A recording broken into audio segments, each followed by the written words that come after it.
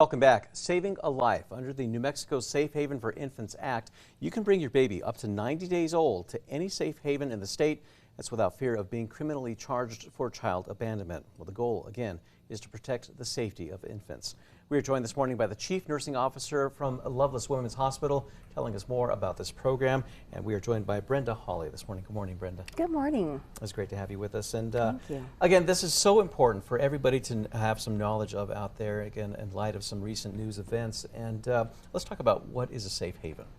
So Safe Haven was originally enacted by the state of New Mexico. It's a law that went into effect in 2013.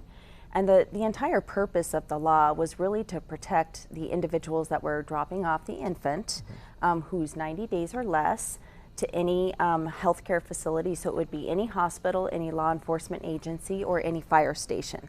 And it's to protect them from criminal prosecution, just like you had mentioned.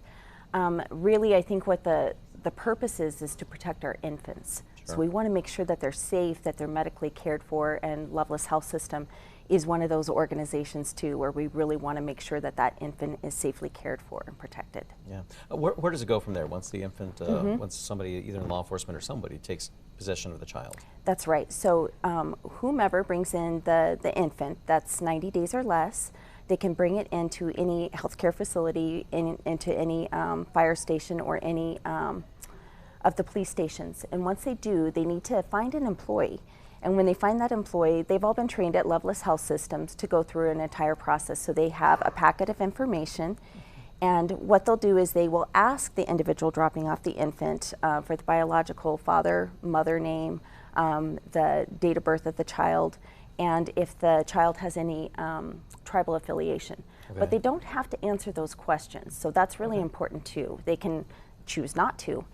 And then what they would do, the employee would then take the child to make sure that they're medically cleared. So they would make sure that they have a medical exam in the emergency department to make sure that they're safe. And then the employee would call CYFD for further assessment and to make sure that that child is safely cared for.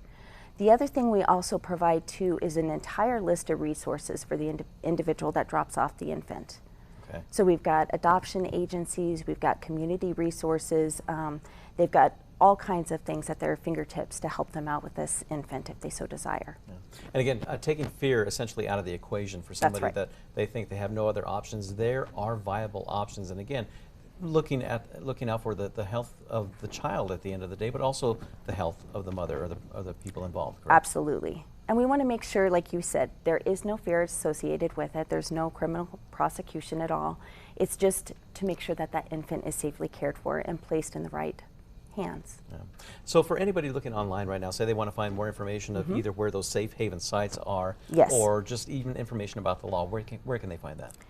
So they can find it. If they want to look up the law, they are welcome to Google that. It's pretty easy to find. It'll pull up right away. But we also have yellow signs outside of every Lovelace facility.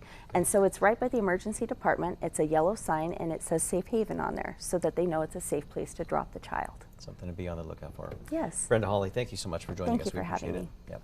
For a full recap of the entire interview, we will have it later on this morning. You'll find it at alwaysonkrqe.com.